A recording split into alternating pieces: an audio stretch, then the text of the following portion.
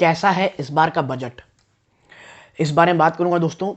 Top 10 highlights जो निकल के आ रही हैं इस बजट के ऊपर, वो आपके साथ चर्चा करूंगा और एक एक करके दिखाऊंगा। बहुत अच्छा आर्टिकल मुझे मिला है, वो आपके साथ शेयर करूंगा। फिर एक एक करके उन चीज़ों में हम एक्सप्लेन करूंगा मैं, और वहाँ समझाने की कोशिश करूंगा। तो आपको पर्सनली बजट कैसा लगा है, कहाँ कमी लग रही है, कि ऐसा लगना चाहिए भाई कुछ यहाँ हो जाता तो अच्छा रहता, विदाउट एनी बायस, कांग्रेस बीजेपी इसको छोड़ते हुए, एज पर्सनल लेवल आप ज़रूर कमेंट करके बताइएगा मुझे कि। और जो पहले मैं आपको बता दूँ, जो मुझे पर्सनली लगा है, टैक्स स्लैब में सैलरीड लोगों को थोड़ी सी राहत देनी थी। मुझे इस बजट में पर्सनली जो सबसे कहना चाहिए कम, सबसे वीकनेस लगी जो मुझे पर्सनल तौर पे एज अ सिटीजन, मैं ये नहीं कह रहा कोई फाइनेंशियल के ऊपर ध्यान देके, कि यहाँ ये एक ऐसा लेवल था जहाँ सरकार को मुझे लगता है थोड़ी छूट देनी थी। एक सैलरीड क्लास जो ऑलरेडी बहुत ज़्यादा बर्डन में है, इन्फ्लेशन प्लस क्रूड ऑयल के दाम ज़बरदस्त बढ़ रहे हैं, और यकीन मानिए यूपी की चुनाव हो जाने दीजिए, क्रूड ऑयल के दाम जो रुके हुए हैं वो इतने ब्लास्ट तरीके से बढ़ेंगे कि उसकी कोई सीमा नहीं होगी। तो पर्सनली मुझे लगता है सरकार को टैक्स स्लैब में सैलरीड पर्सन को थोड़ी सी छूट देनी चाहिए। और मैं बता दूं, मेरे पापा एक पेंशनर है, एक गवर्नमेंट एम्प्लॉय थे, टीचर थे वो। उनको ये लगता है कि उनको भी पेंशन में थोड़ी बहुत छूट मिलनी चाहिए थी, पेंशनर्स को भी टैक्स में थोड़ी बहुत रिलीफ मिलनी चाहिए थी। तो मैं उनके साथ इत्तेफाक रखता हूं कि नहीं, आप रखते हैं कि नहीं, इस बात पे कमेंट करके ज़रूर बताइएगा। और मुझे पर्सनली उनकी बात में ये सही लगा कि हाँ, सैलरीड क्लास को थोड़ा सा छूट देना था। और हाँ, जो उन्होंने कहा था, मैं और वो कॉन्वर्सेशन कर रहे थे, मैं और मेरे पापा, तो मैं उनकी एक बात पे बहुत ज़्यादा सहमत हूँ। कॉमन मैन का थोड़ा सा दोस्तों ये नहीं था बजट, ये मुझे भी सही लगती है। क्यों? क्योंकि सैलरीड वालों को थोड़ी सी छूट देनी थी, ऐसा मुझे लगता है। आपको क्या लगता है कमेंट बॉक्स में ज़रूर बताइएगा, एक हेल्दी कॉन्वर्सेशन करेंगे। बताइएगा कि आपको क्या लगता है बजट में कहाँ कमी आपको सबसे ज़्यादा लगती है। तो चलते हैं उन 10 हाइलाइट्स पे, कहाँ पे मुझे जो एक 10 हाइलाइट्स पे, और तब मैं आपको बताऊंगा कि मुझे उन सब में क्या लगता है। तो अब सीधा चलते हैं हाइलाइट्स की तरफ।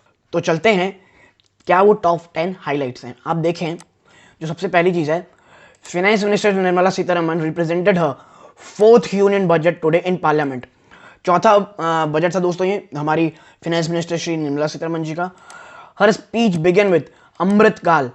अमृतकाल से उन्होंने अपना कहना चाहिए बजट सेशन शुरू किया। आने वाले 25 साल 12 ईयर्स के बारे में बात कहा, 75 से 100 साल जब हमारी आज़ादी को हो जाएंगे तब की बात की। उन्होंने कहा, she then laid down 4 areas on focus. उनका मानना था कि वो 4 एरिया के ऊपर फोकस कर रहे हैं। पहला है पीएम गति शक्ति, दूसरा इंक्लूसिव डेवलपमेंट, यानी सबको एक साथ लेके, सबका साथ सबका विकास। नाउ देन है energy transition and climate action. आपको पता है हमारे प्रधानमंत्री जी ने क्या किया कि हम 2070 तक नेट कार्बन जीरो एमिशन वाली कंट्री बन जाएंगे। और बिलीव मी, बहुत टफ है ये, 2070 तक भी भारत को बनना, बहुत ज़्यादा इन्वेस्टमेंट की ज़रूरत है दोस्तों। ठीक है, नेक्स्ट है फाइनेंसिंग ऑफ इन्वेस्टमेंट। तो एक एक करके देखेंगे। देखिए, the big focus of the finance minister speech was a big boost to capital expenditure. और मुझे ये इतना अच्छा लगा है, मैं आपको बता नहीं सकता दोस्तों। कैपिटल एक्सपेंड, और देखिए, मोदी गवर्नमेंट की जो सबसे अच्छी, one of the greatest thing मुझे लगती है, वो है कैपिटल एक्सपेंडिचर में वो इतना ज़बरदस्त ध्यान देते हैं। और नितिन गडकरी साहब का तो मतलब ज़बरदस्त पर्सन है, वो गजब का काम कर रहे हैं दोस्तों। आप देखिए, 2023 में 35% बढ़ा दिए गए दोस्तों इस कैपेक्स को। आऊंगा मैं इसमें नंबर्स के ऊपर, ठीक है। I am conscious of the need of the nature growth through public investment for to become sustainable. ठीक है, अब देखिए, no substantial change to direct tax except a 1 year extension of the lower 15% corporate tax rate for manufacturing units. कोई भी कोई कहना चाहिए, मैंने आपसे जो पहले कहा, टैक्स स्लैब में चेंजेस है नहीं। हाँ, कुछ लॉन्ग टर्म कह सकते हैं आप कि कॉर्पोरेट टैक्स 15% कैप कर दिया गया है, लेकिन वो भी कोई बहुत ज़्यादा एंथुजियास्टिक नहीं लगा लोगों को। ठीक है, और भाई आप देखिए, नेक्स्ट बात की जा रही है, the finance minister did announce a new provision on crypto tax. Crypto tax मतलब ये वर्ड यूज नहीं किया गया क्रिप्टो टैक्स का, डिजिटल एसेट को लेकर के बात कही गई है, बट सबको समझ में आ रहा है क्रिप्टो टैक्स ही है। 30% का फ्लैट टैक्स है। मुझे बस नहीं लगता दोस्तों कि ये सही किया गया है। मैं आपको बता दूं, मतलब कई लोग यंग इन्वेस्टर्स हैं, इन्वेस्टर नहीं हैं, यंग ट्रेडर्स हैं, जो ये करते हैं काम बिटकॉइन में निवेश करने का। मैं थोड़ा सा उसमें बात करूंगा कि कई लोगों को ये खराब लग रहा है, बट क्यों मुझे ये सही लग रहा है। आगे, ठीक है, अब एक एक करके। और ये एक चीज दोस्तों, financial 22 fiscal deficit came at 6.9% of the GDP. पहले दोस्तों फिस्कल डेफिसिट 3 थ्रू 4 के बीच में रहता था, बट आपको पता है पिछले 2 साल से कोरोना की जो मार पड़ी है, सरकार का फिस्कल डेफिसिट बहुत ज़्यादा बढ़ा हुआ है। एक पॉजिटिव चीज़ ये है कि भाई थोड़ी बहुत कम की गई है चीज़ों को, ठीक है, यानी जो 6.9 था पहले उसके बाद थोड़ा कम हो गया, 6.4 हो जा रहा है, ठीक है। Now Bloomberg reported the government will borrow 14.95 lakh crore in financial 23।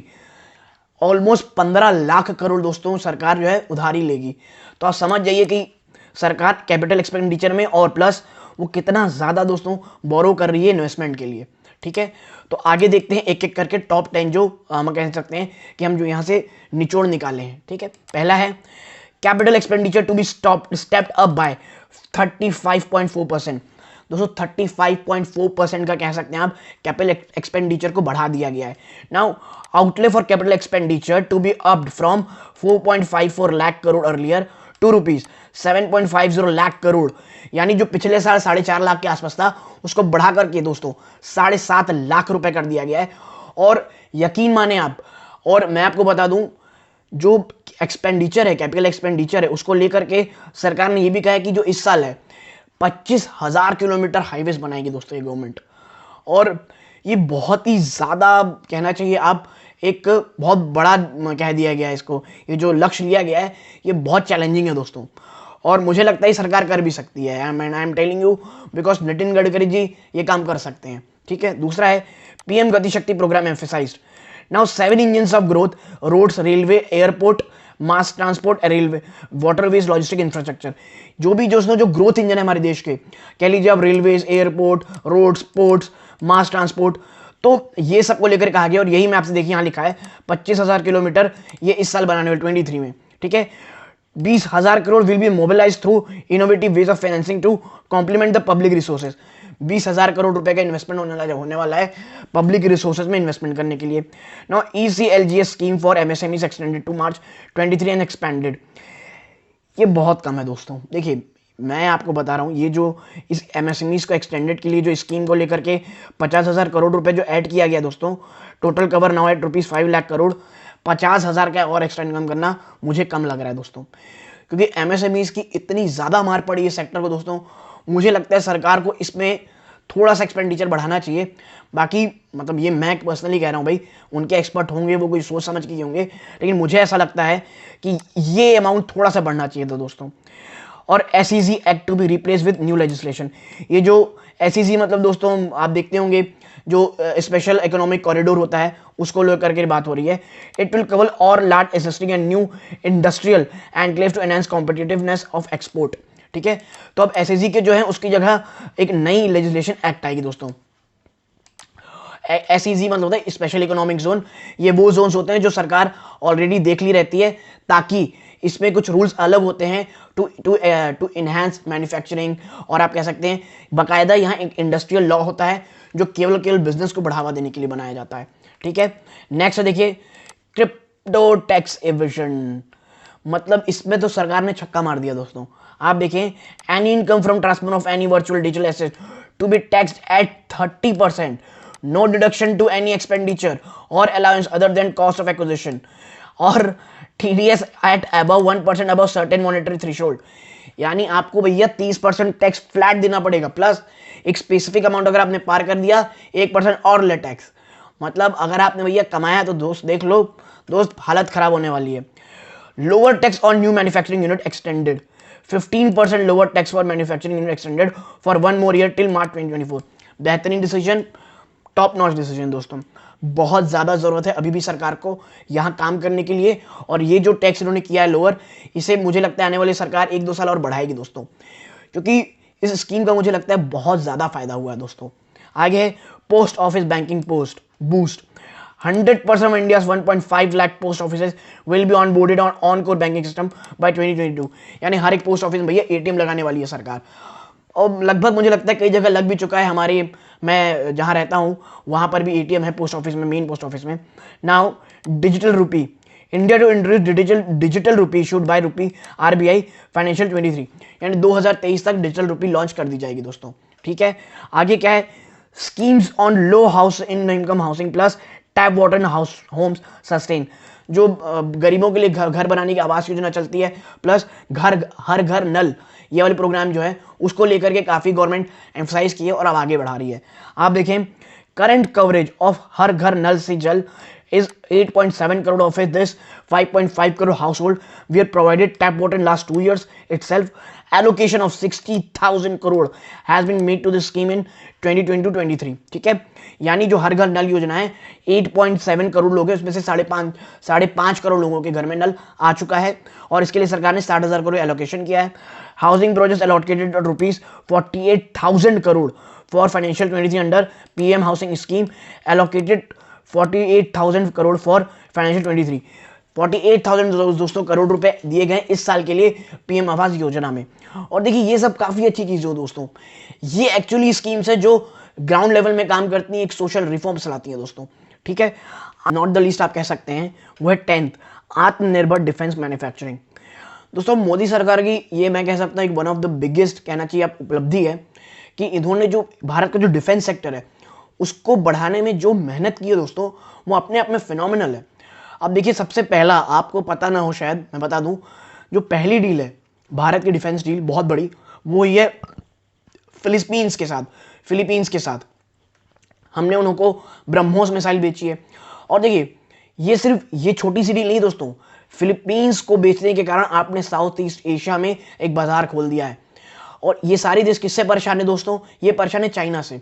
आपके पास अब वियतनाम है, आपके पास कहना चाहिए अभी आपने फिलीपींस को बेचा है, आपके पास इंडोनेशिया है, मतलब आप समझिए बहुत ज़बरदस्त है। और यही जो बजट में निकल के आप देखिए 68% of the defence procurement budget earmarked for domestic private industry. 68% जो भी ये दोस्तों डिफेंस की कहना चाहिए, ये जो भी अमाउंट सैंक्शन करेंगे, बजट सैंक्शन करेंगे, वो 68% डोमेस्टिक इंडस्ट्रीज के लिए होगी। ठीक है, आगे इनका कहना है जिसमें 25% जो रहेगा दोस्तों वो सिर्फ और सिर्फ रिसर्च एंड डेवलपमेंट के लिए रहेगी। डिफेंस एक ऐसा सेक्टर है जहां अगर आपको कहना चाहिए अगर निवेश बढ़ाना है दोस्तों, और कहना चाहिए आपको मार्केट बढ़ाना है अपना, आपको रिसर्च एंड डेवलपमेंट में एक बहुत ज़्यादा फोकस करना पड़ेगा। इसीलिए जो भी पैसे अलॉकेट होंगे 68% डोमेस्टिक इंडस्ट्री के होंगे और उसमें 25% सिर्फ रिसर्च एंड डेवलपमेंट के लिए होगा। तो ये टॉप 10 हाईलाइट्स दोस्तों, कैसा लगा आप बताइएगा। ये हाईलाइट्स आपको बजट कैसा लगा कमेंट बॉक्स में बताइएगा, हेल्दी कॉन्वर्सेशन करते हैं, अनबाइस्ड होकर बताइएगा दोस्तों। जैसे मैंने आपसे कहा मुझे सैलेड की टैक्स कम नहीं हुई, सैलेड के टैक्स में छूट नहीं मिली, मुझे ये सही नहीं लगा, आप भी बताइएगा कि आपको क्या प्रॉब्लम लगी। ठीक है दोस्तों, तो यहाँ तक जुड़े थे, प्लीज़ वीडियो को लाइक कीजिए, चैनल सब्सक्राइब कीजिए। ये इस वीडियो का अंत है। जय हिंद दोस्तों।